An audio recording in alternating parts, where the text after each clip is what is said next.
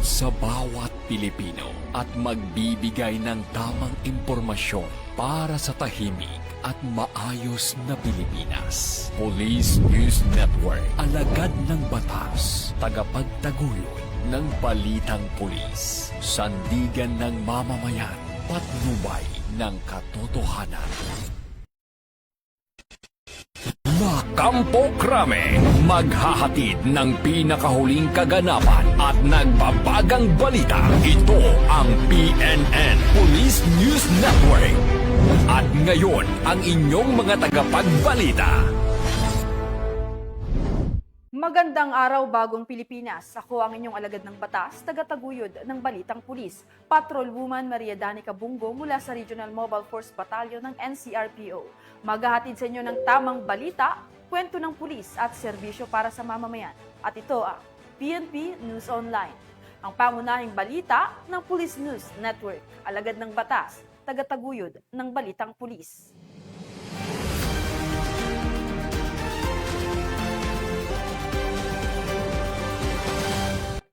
Narito ang mga balitang dapat niyong abangan. 1 milyong pisong halaga ng shabu na samsam sa 3 individual sa Iloilo. Mahigit 1 milyong pisong halaga ng marijuana, binunot at sinunog sa Kibungan, Benguet. At dating miyembro ng Communist Terrorist Group, voluntaryong sumuko sa Katipunan, Bohol.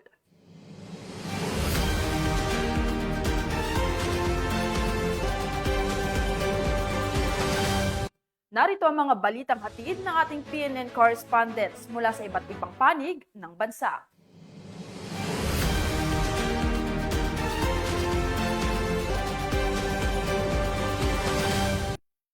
Simulan natin ang balita mula sa bahagi ng Luzon.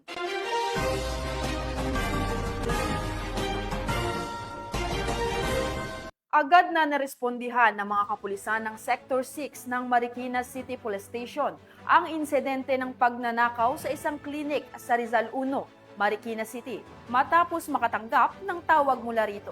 Alamin ang buong detalye ng balita mula kay Patrolman Reynan Jade Gravera. Nito lamang ika-28 ng Agosto, taong kasalukuyan, sa isang klinik sa Rizal Street, Concepcion 1, Marikina City. Isang insidente ng pagnanakaw ang itinawag sa Marikina City Police Station. Agad na rumisponde ang mga tauhan ng Sector 6 ng nasabing himpilan at sa loob lamang ng 5 minuto ay nakarating sa lugar ng pinangyarihan ang mga kapulisan. Ito ay nagresulta sa pagkakaaresto ng suspect na kinilalang si alias Lani na pinagkakatiwalaan ng biktima. Ayon sa investigasyon, nagbayad umano ang isang kliyente ng klinik at itinuro ng sekretary ng opisina ang suspect na si alias Lani na siyang tumanggap ng envelope na may lamang pera na nagkakahalaga ng 41,815 pesos na bayad ng kliyente nila.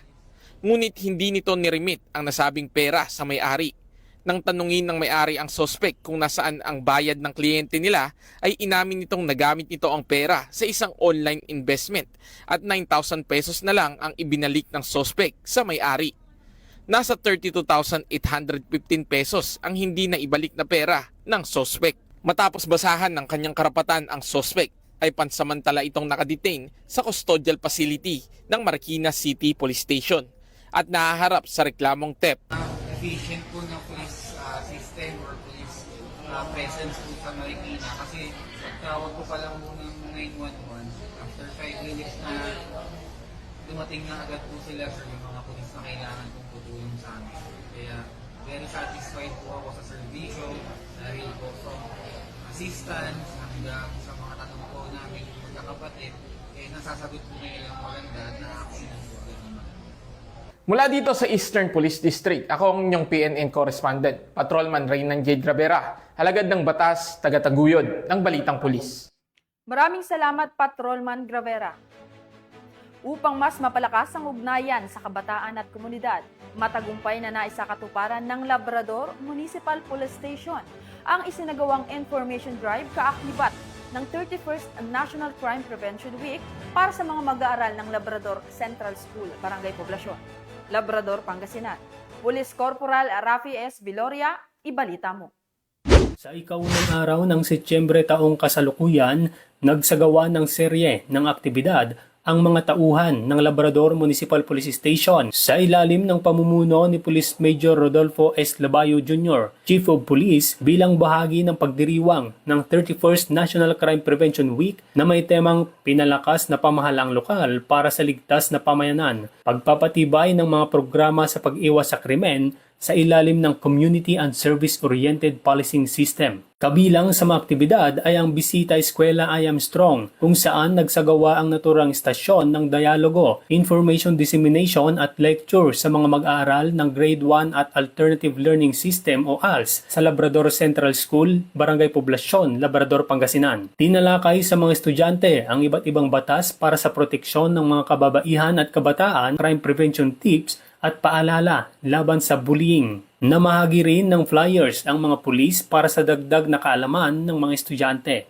Sa kaparehong araw, isinagawa rin ng Labrador Municipal Police Station ang isang lecture at dialogo sa 47 on-the-job training students mula sa Golden West Colleges, Alaminos City, Pangasinan na ginanap sa Labrador Complex 1, Barangay Poblasyon, Labrador, Pangasinan. Tinalakay dito ang mahalagang batas gaya ng RA 9344 o Juvenile Justice and Welfare Act of 2006, RA 9745 o Anti-Torture Act of 2009 at RA 9165 o Comprehensive Dangerous Drugs Act of 2002. Kabilang din sa mga paksa ang crime prevention tips at anti-bullying upang higit na mapalakas ang kamalayan ng mga kabataan laban sa krimen at pang-aabuso. Hinimok din ang mga mag-aaral na makiisa at maging katuwang ng PNP sa pagpapatupad ng mga programa at aktibidad para sa kapayapaan at kaayusan. Sa pamamagitan ng mga gawaing ito, ipinapakita lamang ng Philippine National Police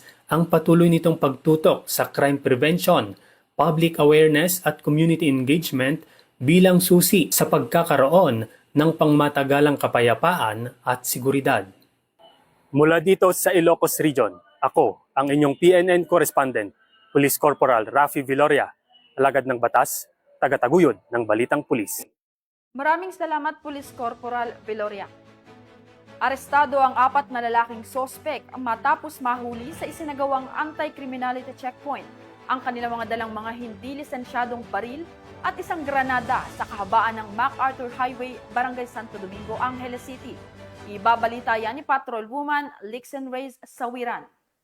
4 na lalaki ang inaresto ng mga operatiba ng Angeles City Police matapos mahuli sa isang anti-criminality checkpoint ang kanilang mga dalang hindi lisensyadong baril at isang granada sa kahabaan ng MacArthur Highway, Barangay Santo Domingo, Angeles City. Kinilala ni Police Colonel Joselito Villarosa Jr., City Director ng Angeles City Police Office, ang isa sa mga sospek na si alias Rick, 33 anyos, residente ng Santa Cruz, Maynila, at 3 pa na sina alias Junior, Rom at Nax. Ayon sa ulat, 2 motorsiklo ang unang pinahinto ng mga pulis dahil sa paggamit ng hindi otorisadong helmet.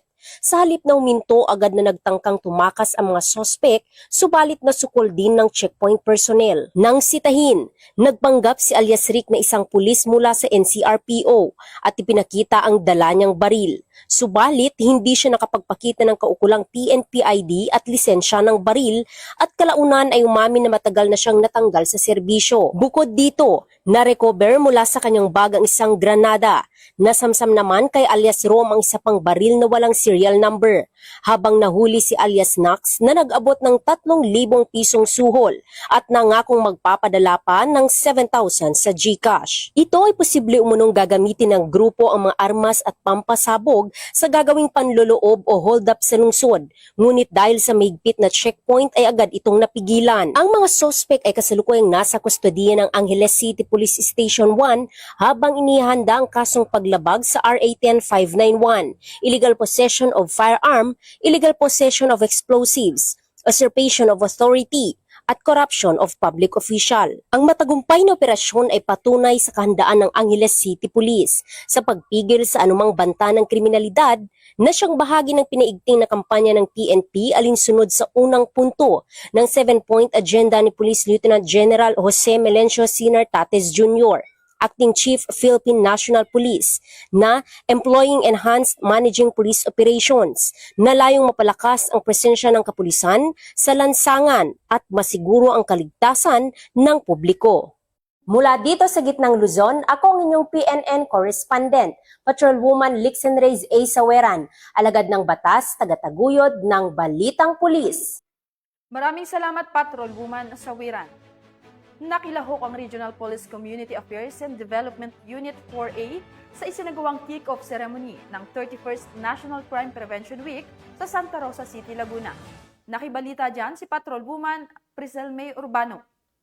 Nakilahok ang Regional Police Community Affairs and Development Unit 4A sa ika-31st National Crime Prevention Week kick-off ceremony na may temang pinalakas na pamahalang lokal para sa ligtas na pamayanan, pagpapatibay ng mga programa sa pag-iwas sa krimen sa ilalim ng SISO, na pinangunahan ng NAPOLCOM 4A na ginanap sa Auditorium 3rd floor ng City Hall, Barangay Market Area, Santa Cruz City, Laguna, nito lamang ika-1 ng Setyembre taong kasalukuyan.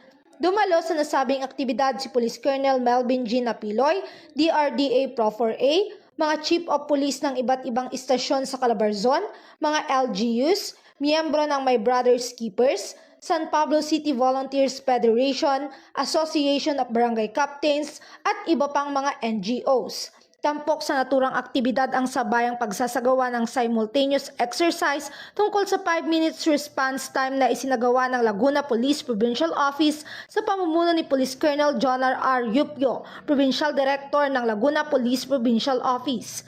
Binigyang pansin din ang signing of Declaration of Cooperation and the delivery of message of support symbolizing unity, collaboration, and shared commitment to crime prevention and public safety.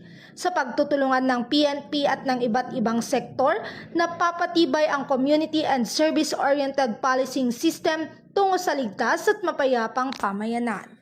Mula dito sa Santa Rosa City, Laguna, ako ang inyong Police News Network correspondent, Patrolwoman Priscel May Urbano, alagad ng batas, tagataguyod ng Balitang Pulis.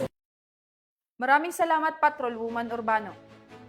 Binunot at sinunog ng mga operatiba ng Police Regional Office at Cordillera Administrative Region ang nadiskubring mahigit 1 milyong pisong halaga ng marijuana sa isinagawang marijuana eradication sa Kibungan, Benguet. Ang balitang hatid ni Patrolwoman Lizelle Digman. Ng pagpapatupad ng kampanya laban sa illegal na droga alinsunod sa 7-point agenda ng Acting Chief PNP, Police Lieutenant General Jose Melencio C. Nartates Jr., nasa 1,085,800 na halaga ng marijuana ang nadiskubre at sinunog ng mga operatiba ng Police Regional Office Cordillera Administrative Region sa Kibungan, Benguet noong ika-31 ng Agosto 2025. Ayon sa ulat mula sa Regional Operations Division ng ProCar, 4 na plantasyon ng marijuana na natamnan ng 5,205 fully grown marijuana plants at 1,120 marijuana seedlings na may kabuang standard drug price na 1,085,800 pesos ang nadiskubre sa Barangay Badaw at Barangay Takadang, Kibungan. Ang operasyon ay naging matagumpay dahil sa pagtutulungan ng mga operatiba mula sa Provincial Special Operations Group, Provincial Drug Enforcement Unit at Provincial Intelligence Unit ng Benguet Police Provincial Office, 2nd Benguet Provincial Mobile Force Company, Kibungan Municipal Police Station, Regional Intelligence Division ng ProCar,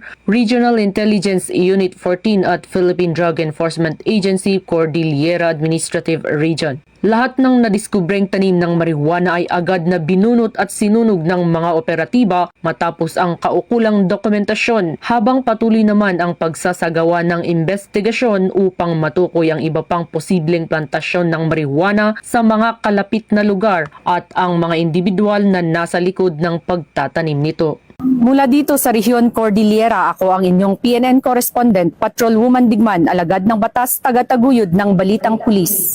Maraming salamat, Patrolwoman Digman. Agarang nadakip ng mga kapulisan ng Pasig City Police Station sa loob lamang ng 5 minuto ang isang sospek sa kasong robbery, habang nakumpiska naman mula rito ang mga kagamitan na nagkakahalaga ng mahigit 200,000 piso. Nakibalita dyan si Patrolwoman Ivy Corporal. Agarang nadakip ng mga responding pulis ng Pasig City Police Station sa loob lamang ng 5 minuto ang sospek na si alias Chris, 39 anyos, na sangkot sa isang nakawan sa barangay San Miguel. Ninakaw mula sa isang bahay ang 3 mamahaling bisikleta, electric scooter at iba pang gamit na nagkakahalaga ng 251,000 pesos. Sa tulong ng CCTV at aktibong kooperasyon ng biktima, natukoy at naaresto ang sospek na residente rin ng nasabing barangay. Narecover ang 3 bisikleta at kasalukuyang nasa kustodiya naman ng Pasig City Police Station ang sospek abang inihahanda ang kaso laban sa kanya. Patuloy ang pambansang pulisya sa pagpapanatili ng mabilis na aksyon at hinihikayat din ang publiko na tumawag sa 911 para sa agarang tulong sa anumang uri ng krimen o karahasan para sa kaligtasan ng bawat isa. Mula dito sa Camp Bagong Diwa, Taguig City, ako po ang inyong PNN correspondent, Patrolwoman Ivy Corporal, alagad ng batas, tagataguyod ng Balitang Pulis. Maraming salamat, Patrolwoman Corporal. Tunghayan naman natin ang mga balita mula sa Visayas.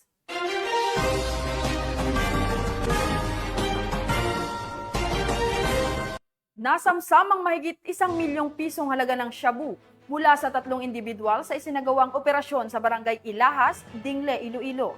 Patrolwoman Charmaine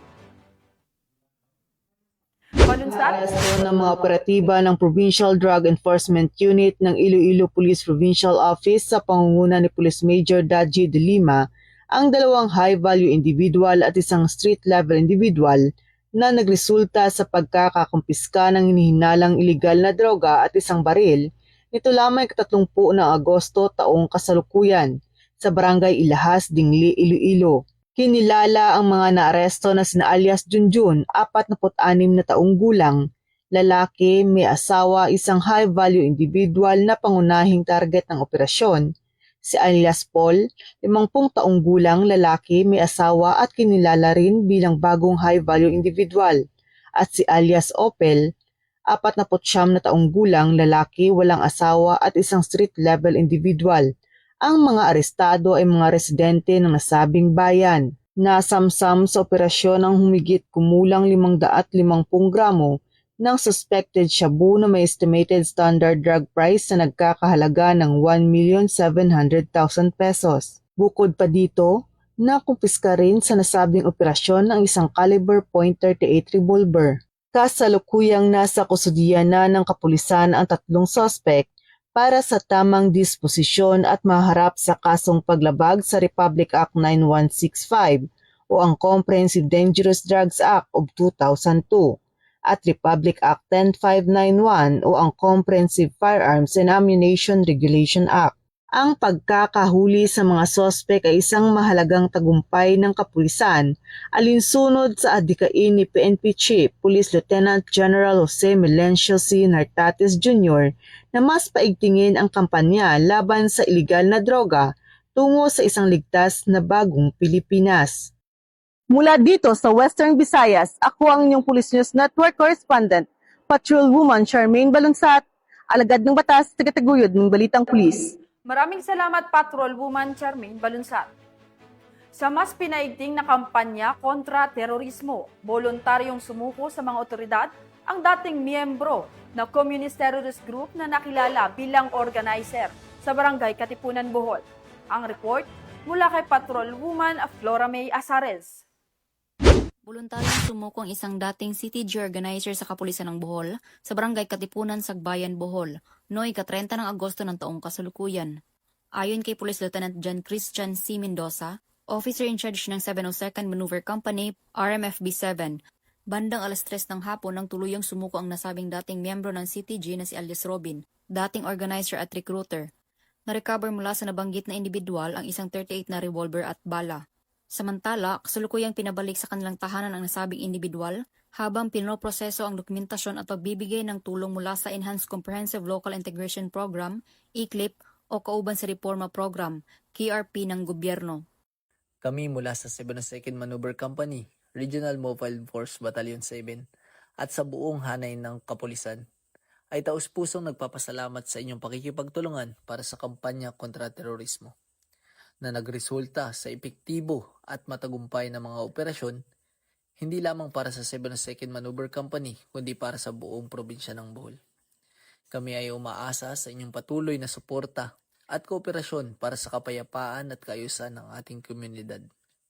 Ipagbigay alam nyo lamang sa ating mga kapulisan ang anumang kahinahinalang aktibidad sa inyong lugar, kagaya ng iligal na droga at mga gawaing may kinalaman sa terorismo. Kami po ay laging handa na maglingkod at tumulong po sa inyo. Mula dito sa Central Visayas, ako ang inyong Police News Network Correspondent, Patrolwoman Flora May Asares, alagad ng batas, tagataguyod ng Balitang Pulis. Maraming salamat, Patrolwoman Asares.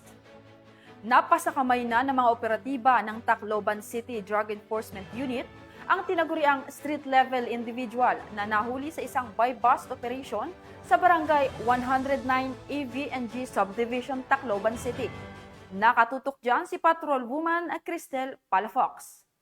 Ng mga otoridad ang isang street-level individual si kinasang buy-bust operation sa Barangay 109A VNG Subdivision, Tacloban City. Bandang alas 9:13 ng gabi, nang ikasang operasyon ng mga tauhan ng Tacloban City Drug Enforcement Unit sa koordinasyon sa Philippine Drug Enforcement Agency 8. Na-recover sa suspek ang 5 pakete ng hininalang shabu na may tinatayang timbang na 10 gramo na nagkakalaga ng 68,000 pesos. Isang 500 peso bill na ginamit bilang buy-bust money at mga drug paraphernalia. Maharap ang suspek sa kasong paglabag sa Section 5 at 11, Article 2 ng RA 9165 o Comprehensive Dangerous Drugs Act of 2002. Ang matagumpay na operasyon ay bunga ng pagpapaigting ng Tacloban City PNP, katuwang ang iba pang ahensya ng gobyerno sa kampanya laban sa ilegal na droga upang matiyak ang kaayusan at kapayapaan sa nasasakupan. Dahil sa bagong Pilipinas, ang gusto ng pulis, ligtas ka.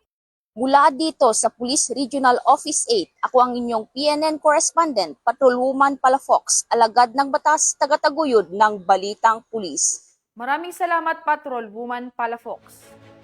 Narito naman ang mga balita mula sa bahagi ng Mindanao.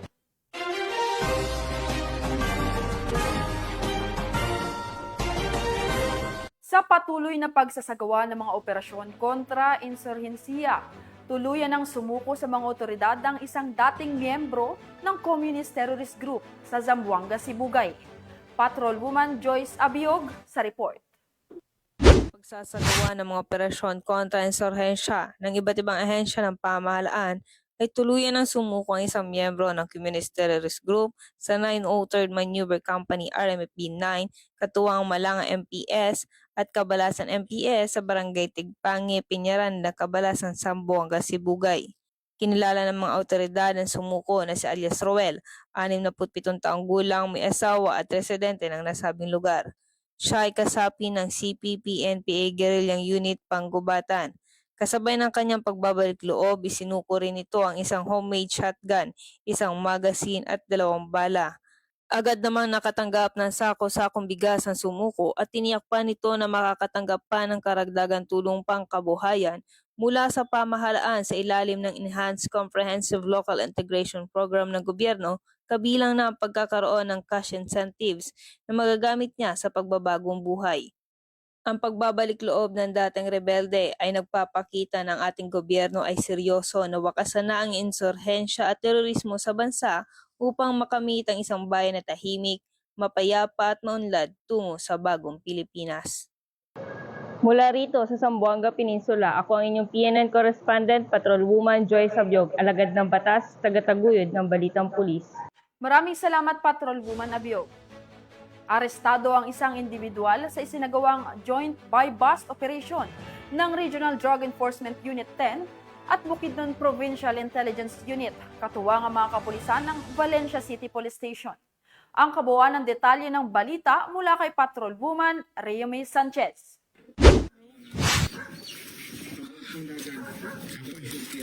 Arestado ang isang individual sa isinagawang joint bypass operation ng Regional Drug Enforcement Unit 10, Bukidnon Provincial Intelligence Unit, katuwang ang mga kapulisan ng Valencia City Police Station sa Barangay Lourdes, Valencia City, Bukidnon. Kinilala ni Police Lieutenant Colonel Brian M. Panganiban, officer in charge ng Valencia City Police Station, ang drug suspect na si alias Fuego, lalaki, 32 anyos at residente ng nasabing lugar.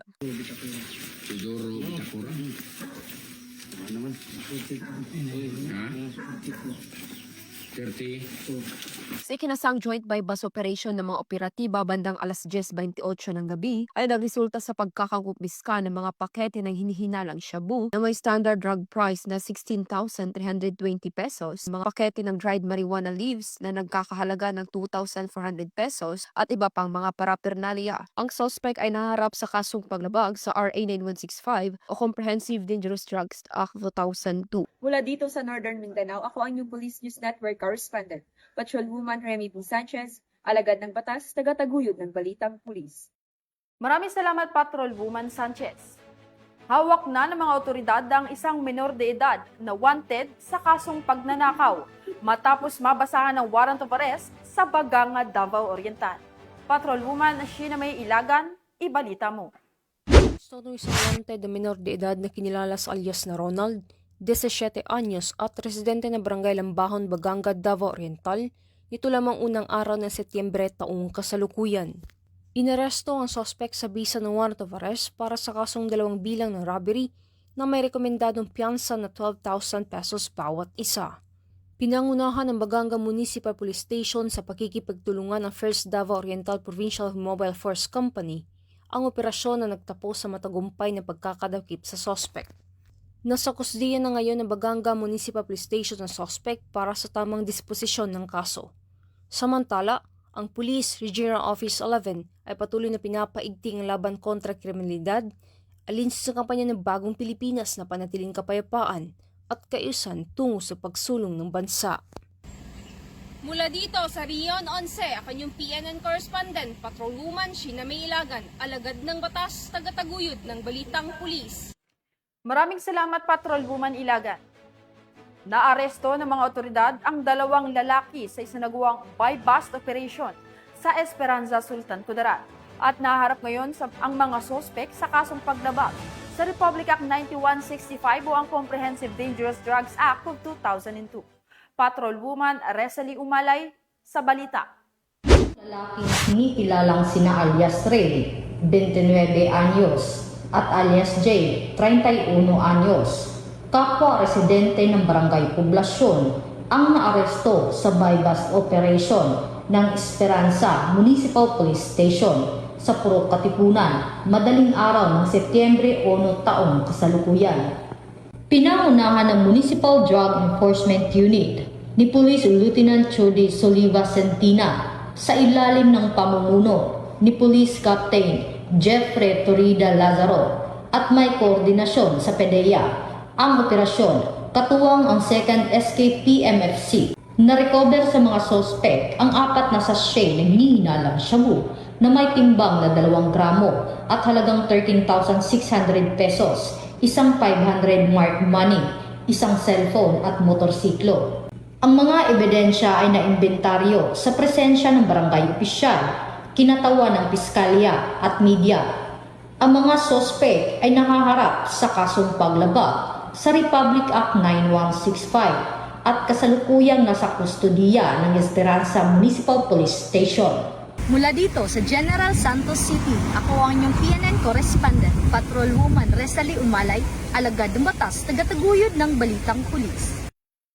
Maraming salamat, Patrolwoman Umalay. Nagsagawa ng preparation meeting ang Police Regional Office BAR para sa darating na Bangsamoro Autonomous Region Muslim Mindanao Parliamentary Election sa Parang Maguindanao del Norte. Alamin ang mga naging detalye ng balita mula kay Patrolwoman Maricris Algabre.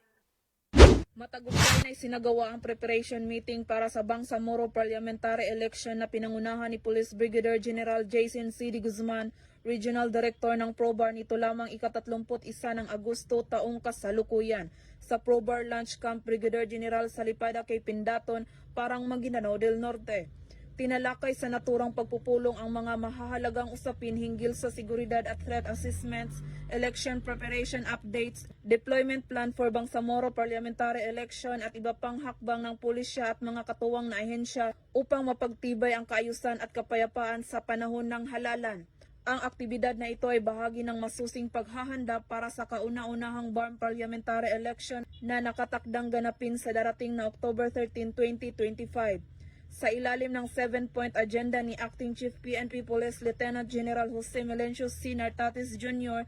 na kung saan isa sa mga binigyang diin ang kahandaan at mabilis na response ng mga kapulisan, ipinapakita nito ang buong dedikasyon ng ProBAR katuwang ang mga stakeholders at komunidad na matiyak ang mapayapa, maayos at ligtas na halalan sa rehiyon ng Bangsamoro. Mula rito sa rehiyon ng Bangsamoro, ako ang inyong PNN correspondent, Patrolwoman Maricris Algabre, alagad ng batas, tagataguyod ng Balitang Pulis. Maraming salamat, Patrolwoman Algabre. At yan ang mga balitang nakalap ng ating PNN correspondents mula Luzon, Visayas at Mindanao. At bago magtapos ang ating programa, binabati po namin ng happy birthday si Police Colonel Joel T. Serrano, ang Deputy Director for Administration ng PICAG. Enjoy your day and God bless, sir. Sa ngalan ng pamunuan ng Philippine National Police sa pangunguna ni Acting Chief PNP Police Lieutenant General Jose Melencio Nartates Jr. at sa pamumuno ni President Ferdinand Bongbong Marcos Jr., kami ay maglilingkod sa bawat Pilipino at magbibigay ng tama at balanseng balita. Dahil dito sa bagong Pilipinas, ang gusto ng pulis, ligtas ka. Mula rito sa tanggapan ng tagapag-ugnay ng pambansang pulisya, sa ngalan ng butihing direktor ng Police Community Affairs and Development Group, Police Brigadier General Marvin Joe Saro. Ako ang inyong alagad ng batas, tagataguyod ng Balitang Pulis. Patrolwoman Maria Danica Bungo mula sa Regional Mobile Force Battalion ng NCRPO. Maghahatid sa inyo ng tamang balita, kwento ng pulis at serbisyo para sa mamamayan. At ito ang PNP News Online, ang pangunahing balita ng Police News Network.